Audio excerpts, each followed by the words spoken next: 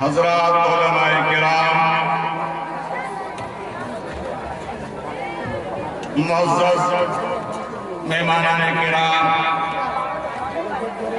نوجوانان اسلام اور ہماری پردہ نشین ماں اور بہنوں،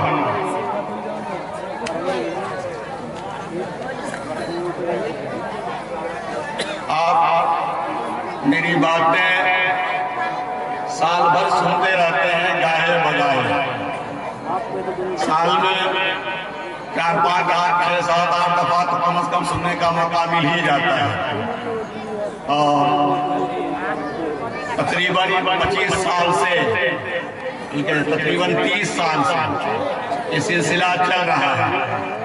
آج مہمانان کرام تشریف فرما ہے، ان کے سننے کے لیے خاص طور سے آپ سب جمع ہوئے ہیں، اور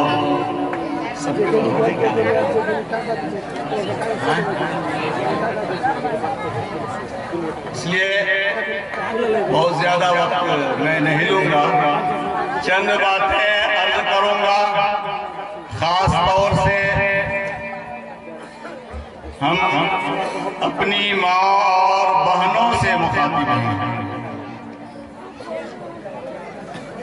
اس لیے کہ معاشرہ اور سماج کو پاکیزہ بنانے میں اور معاشرے اور سماج میں دینی ماحول قائم کرنے میں عورتوں کا، ماں اور بہنوں کا شروع سے اہم کردار رہا ہے۔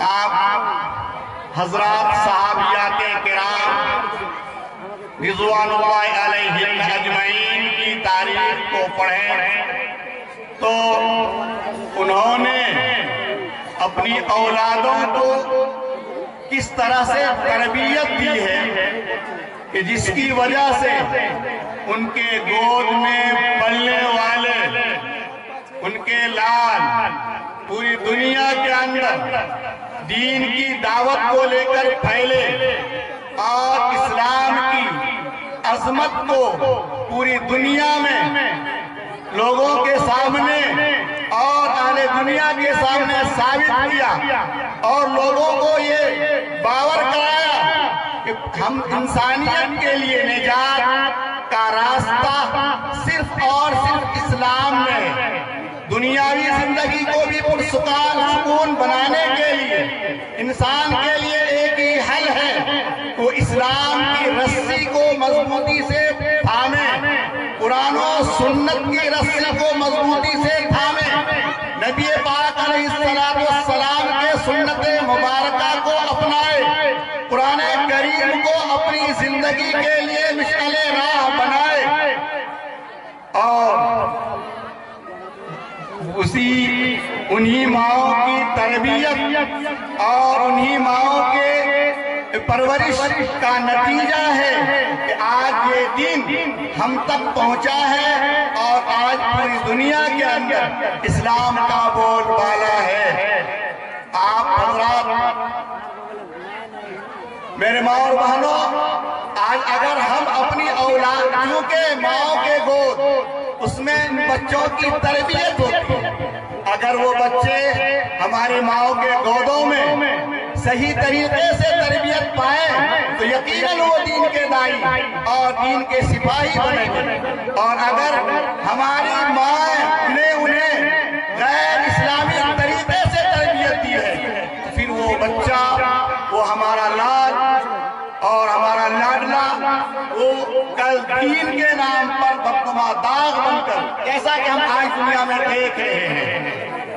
میں چند واقعات حضرات صحابیات کرام رضوان اللہ علیہم اجمعین کے سنانا چاہوں گا آپ حضرات کو، آپ حضرات بغور سنیں، اس لیے کہ اسلام کے اندر آپ یاد رکھیں عورتوں کا کتنا بڑا کردار ہے، صرف مردوں نے قربانی نہیں دی ہے، عورتوں کا اتنا بڑا کردار ہے۔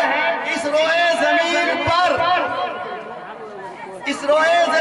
پر دین کے خاطر سب سے پہلے جو خون بہا ہے، دین کے خاطر میری مراد ہے نبی آخر الزمان جناب محمد عربی صلی اللہ علیہ وسلم کے تشریف آوری کے بعد جو سب سے پہلا خون اس روئے زمین پر بہا ہے وہ ایک عورت کا خون ہے، حضرت سمیہ رضی اللہ تعالی عنہا، جنہوں نے جام شہادت نوش کرنا گوارا کیا لیکن دین سے ایک ذرہ برابر کے لیے ہٹنا انہیں گوارا نہیں ہوا۔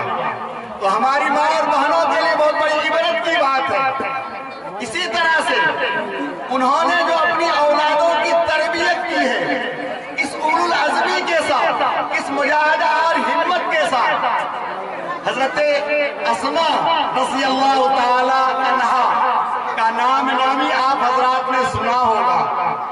وہ حضرت اسماء ان کے بیٹے حضرت عبداللہ ابن زبیر بہت ہی ناز برداری کے ساتھ انہوں نے اپنے بیٹی کی پرورش کی۔ اخیر وقت میں جب کافی معمر ہو چکی تھی، تقریباً 100 سال کی عمر ہو چکی تھی، ایک مرتبہ بیمار تھی، ان کے بیٹے ان کے پاس تشریف لائے، حضرت عبداللہ ابن زبیر کہنے لگے، انہوں نے اپنی کمزوری کی شکایت کی اور پریشانی کی شکایت کی، تو حضرت عبداللہ ابن زبیر کہنے لگے کہ امی آرام تو مرنے کے بعد ہے، تو کہنے لگی بیٹا تم کیا چاہتے ہو، تم آرزو کرتے ہو میرے مرنے کی؟ میری تمنا یہ ہے کہ تم اللہ کے راستے میں شہید ہو اور میں تمہیں شہید ہوتا ہوا دیکھوں۔ ہائے ہائے میری ماں اور بہنوں، آج ہم چاہتے ہیں کہ ہمارے بیٹے کو کوئی کاٹا نہ چبھے، وہ دین کے لیے خدمت کرتے ہوئے کوئی کاٹا نہ چبھ جائے۔ تو یہ غور کیجئے، حضرت اسماء فرماتی ہیں کہ ہماری تمنا یہ ہے کہ تم اللہ کے راستے میں شہید ہو، اللہ کے راستے میں قتل کیے جاؤ، میری یہ تمنا ہے۔ ایک ماں یہ تمنا کر رہی ہے، کیا جذبہ تھا ماں کے اندر؟ آپ اسی ماں کی اولو عزمی دیکھیے، حجاج بن یوسف نے انہیں شہید کروا کر کے سولی پر لٹکا دیا، کئی روز سولی پر لٹکے ہیں۔ اس کی ماں جاتی ہے اور کہتی ہے یہ سوار کب تک اپنے گھوڑے پر سوار رہے گا؟ کیا کیسی ماں تھی! آج دین کے لیے، دین کی سربلندی کے لیے ہمارے ماؤں کے اندر بھی وہی جذبہ ہوگا، تب جا کر کے آج ہمارے گود میں پلنے والی اولاد اللہ کے ولی بنیں گے، اللہ کے قطب بنیں گے اور دین کے لیے ہر طرح کے قربانی دینے والے بنیں گے۔ تو میری ماں اور بہنوں، ہمیں اپنے اندر تبدیلی لانے کی ضرورت ہے۔ کیا دور تھا جب مائیں اپنی اولاد کو گود میں لے کر اللہ سے دعائیں کرتی تھی، بہت دور کی بات نہیں، ماضی قریب کی بات، اور ممکن ہے بہت سارے ان میں سے اس شخصیت جن کا تذکرہ کرنے جا رہا ہوں ان کو اپنی آنکھوں سے دیکھا ہوگا۔ ان کی ماں خیر النساء بہتر، مراد میری حضرت مولانا سید ابو الحسن علی ندوی رحمت اللہ علیہ، جو پورے دنیا کے عالم تھے، عالم الدنیا، جنہیں اللہ تعالیٰ نے ایک عظیم مقام عطا کیا تھا، اتنا بڑا مقام عطا کیا تھا کہ خانہ کعبہ کا امام، خانہ کعبہ کا امام جمعہ کا خطبہ دے رہا ہے اور اس علی میاں ندوی کے نام کے ساتھ ان کی کتاب کی عبارت پڑھ رہا ہے اور لوگ وجد میں آ رہے ہیں ان کی عبارت کو سن کر کے۔ کتنا بڑا اعجاز ہے کہ خانہ کعبہ کا امام خانہ کعبہ میں نماز پڑھاتے ہوئے جمعہ کی نماز سے پہلے جو خطبہ دیا جاتا ہے اس خطبہ میں ان کا نام لے، اس ماں، اس علی میاں ندوی کو پرورش کرنے والی ماں کس انداز میں اپنے بیٹے کی پرورش کی؟ کیا وہ گانا سناتی تھی اپنے بیٹوں کو؟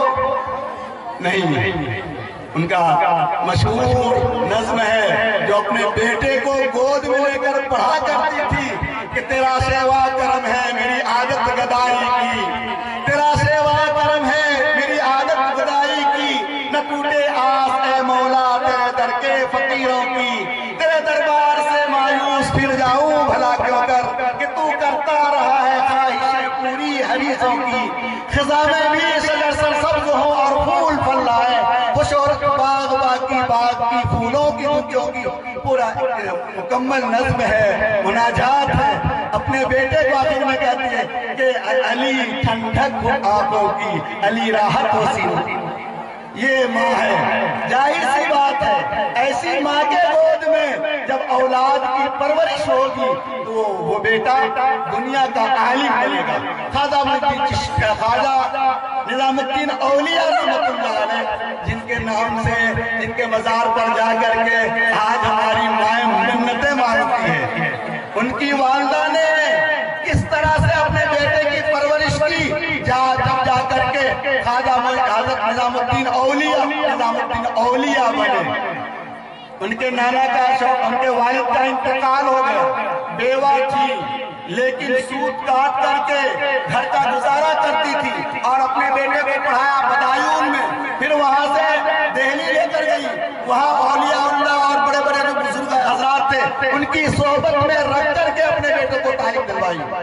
घर के तरबियत का ये आलम था, जब घर में कुछ खाने के लिए नहीं होता था तो अपने बच्चों को कहती थी कि आज हम अल्लाह ताला के मेहमान हैं, आज हम सब अल्लाह ताला के मेहमान हैं। इस तरह से परवरिश की गई अपनी औलाद को, इस तरह से तौहीद का नक्श उनके दिल में बैठाया गया, तब जाकर के बेटा निजामुद्दीन औलिया बना।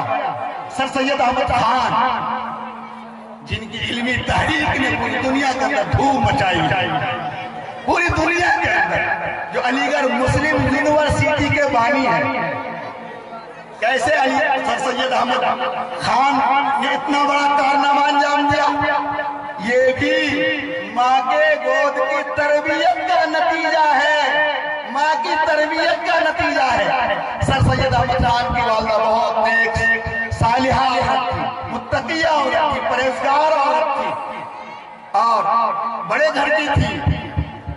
एक मर्तबा सर सैयद अहमद खान ने अपने घर के खादिम को, जो बहुत काफी बूढ़ा था, किसी बात में गुस्सा में आकर के एक तमाचा मारा। सर सैयद अहमद खान ने खुद ये बात आपको लिखा है कि मेरी उम्र उस वक्त 11-12 साल की रही होगी, मैंने अपने एक बूढ़ा खादिम को एक तमाचा मार दिया। मेरी वालिदा तक जब वो बात पहुंची, वालिदा नाराज हो गई और कहा तुम मेरे घर में रहने का लायक नहीं हो। अपने खादमा को कहा कि इसको घर से निकाल दो। उसकी खादमा ने हाथ पकड़ कर बाहर साथ में छोड़ दिया कि तुम हमारे घर में रहने के लायक नहीं हो। आज हमारी माँ का क्या हालत है, बेटा कुछ भी करे, किसी तरह की गलती करे, कोई बात कुछ नहीं, बददीनी की तरफ बेटा जा रहा है, उनके अखलाक बिगड़ रहे हैं, दिन रात मोबाइल पर गंदी फिल्में देखता है, गाने सुनता है, गलत हुलिया बनाकर घूमता है। हम खुश होती है हमारा बेटा हीरो बन रहा है, तो क्या वो बेटा कोई काम करने वाला बनेगा कौम के लिए, मिल्लत के लिए, समाज के लिए? अगर हम ये सोचते हैं तो ये हमारा ख्याल खाम है, गलत है, एक वहम है।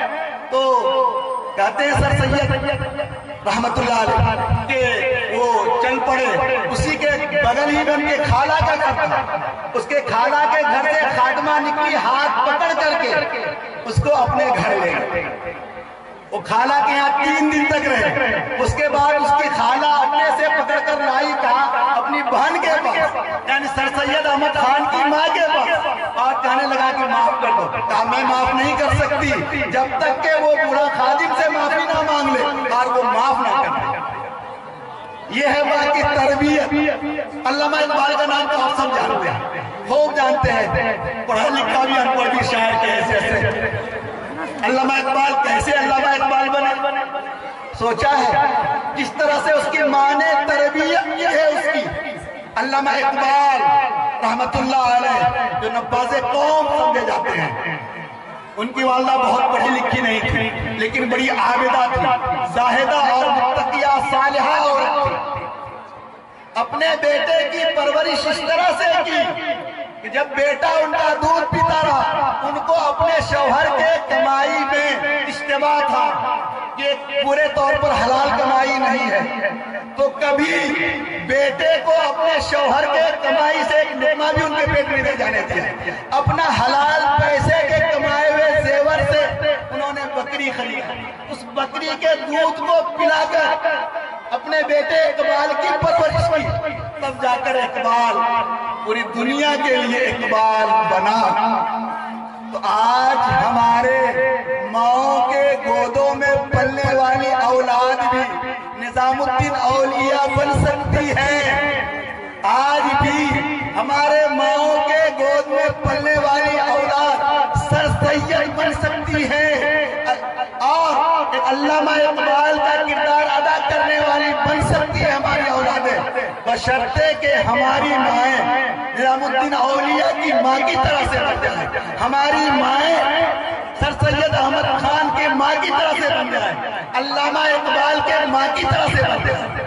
آج ہم جو ہے ہمارے دلوں میں کھیر بیٹھا ہوا پیسہ دولت کس طرح سے بھی آ جائے، حلال حرام کی کوئی تمیز باقی نہیں رہی۔ ظاہر سی بات ہے جب ہمارے پیٹ میں حرام غذا جائے گا، حرام کی دولت جائے گی، مشتبہ مان جائے گا اور اس سے حرام خون تیار ہوگا اور اس سے جو ہماری چھاتی میں تیار ہونے والا دودھ، اس دودھ سے ہماری اولاد کی پرورش ہوگی۔ پھر جب کھانا پینا شروع کرے گا بچہ، وہی حرام مال ہم اپنے بچوں کو کھلائیں گے، تو کیا ان بچوں سے کیا امید کی جا سکتی ہے؟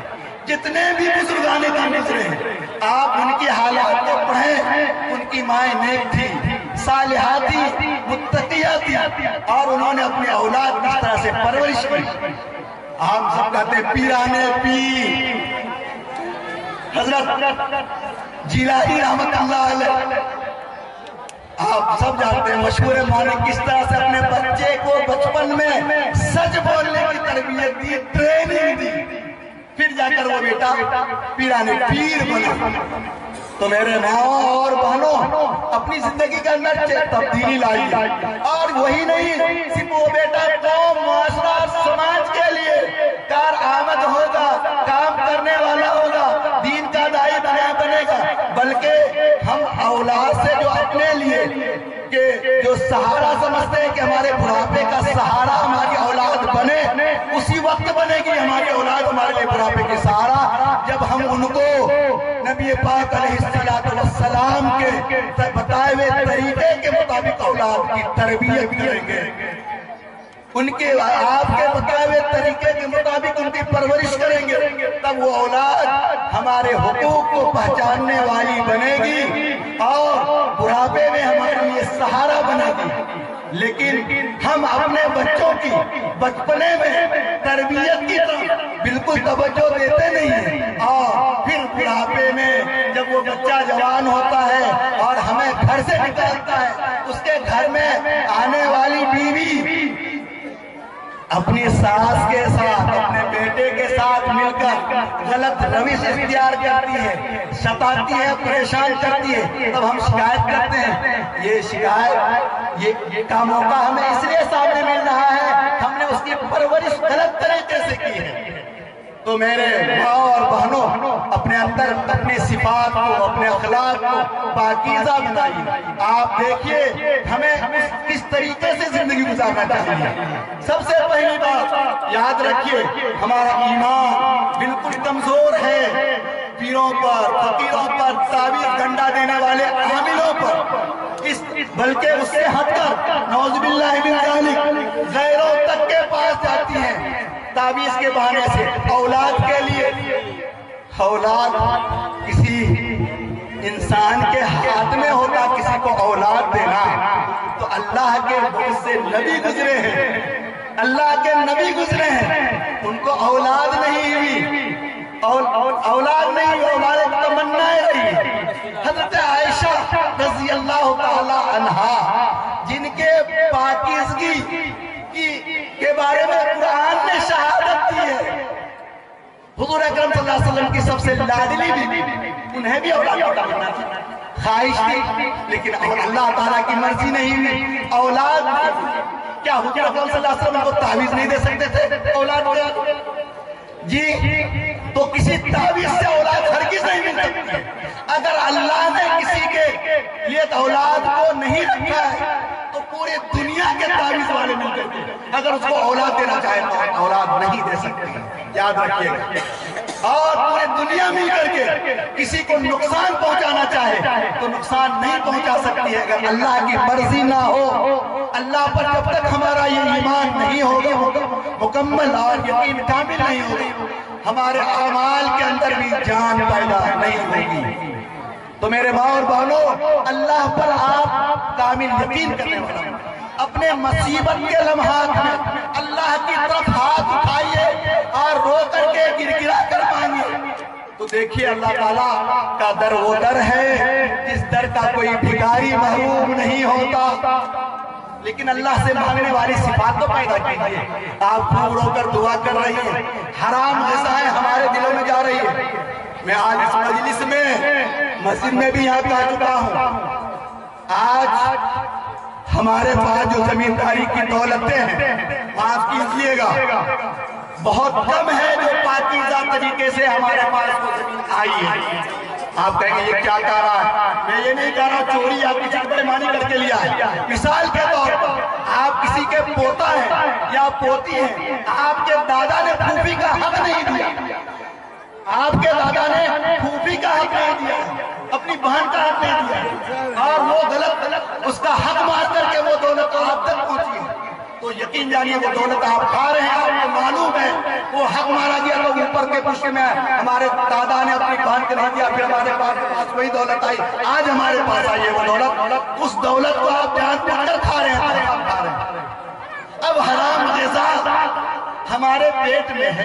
ہم دعا کر رہے حدیث شریف میں نا کہ آدمی کے دعا کے قبولیت کے جو اسباب ہیں وہ تمام اسباب مہیا ہے، اور خوب رو کر کے گریہزاری کر کے اللہ کے حضور دعا کر رہا ہے، لیکن اندر جو غذا گیا ہوا ہے وہ حرام غذا گیا ہوا ہے. خون حرام ہے، دعا قبول نہیں ہوگی، دعا قبول نہیں ہوگی.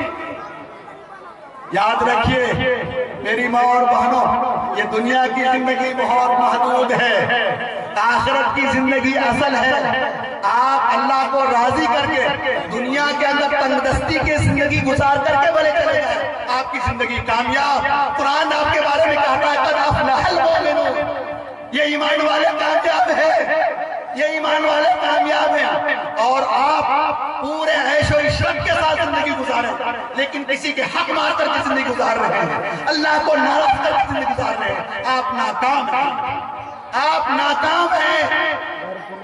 تو میری ماں اور بہنوں، آج کے اس اجلاس میں آپ آئی ہیں اور مجھے جان کر خوشی ہوئی ہے کہ اس اجلاس کے انعقاد میں ماں اور بہنوں نے بہت جم کر حصہ لیا ہے، بڑی دلچسپی کا مظاہرہ کیا ہے. ان کے دلچسپی کے بنیاد پر آج کا یہ اجلاس منعقد ہوا ہے. آپ اس اجلاس سے یہ فائدہ اٹھا کر کے جائیے کہ آج سے کوئی مشتبہ غذا اپنے اندر جانے نہیں دیں گے. تمام ماں اور بہنوں مل کے تیار ہیں اس کے لیے، اور یہ آج کر کے جائیں. یقین جانیے آج سے آپ کی زندگی پرسکون ہوتی جائے گی. ٹینشن فری زندگی آپ چاہتے ہیں تو اللہ سے